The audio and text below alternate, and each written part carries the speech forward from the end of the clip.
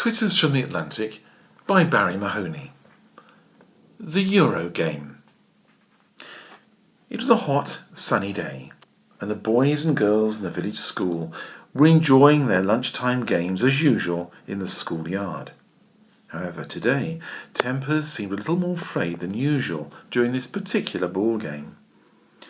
I watched the children closely for some time, anticipating that the dinner lady who was supervising would have to step in and bring the game to an abrupt end, intervening with the usual talk about sporting behaviour and "it's not the winning but it's the taking part" reminder that teachers and dinner ladies are so good at repeating.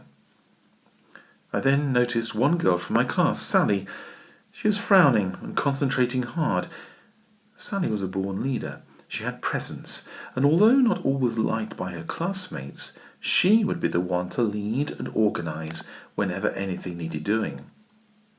She was barking instructions to one very agile small boy, Peter, who seemed to pop up all over the playground at the same time from nowhere. Peter was a very happy little boy, friendly to everyone and always happy to help out. Yet he had a quiet determination that could bring about a revolution if he really wished. Such was his charisma.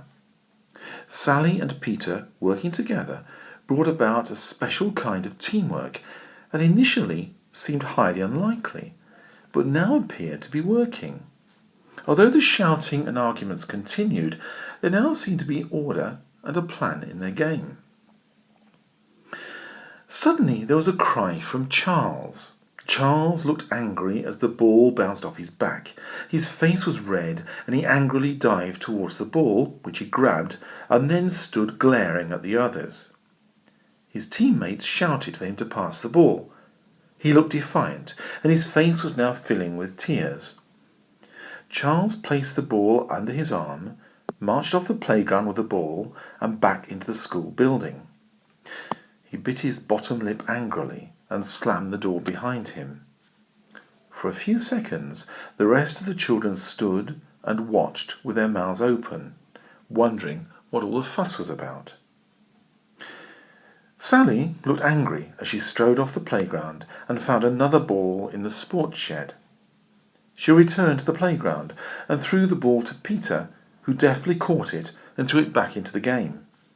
The children cheered as the game continued at a pace that was now faster and more focused than before. Before I returned into the school building, I caught a glimpse of Charles, his tear-stained face, watching the game alone from the classroom window. The recent meeting of leaders in Paris, designed to discuss the future of the euro and Britain's participation in amending its financial rules, reminded me of a children's game in a Dorset rural primary school many years ago.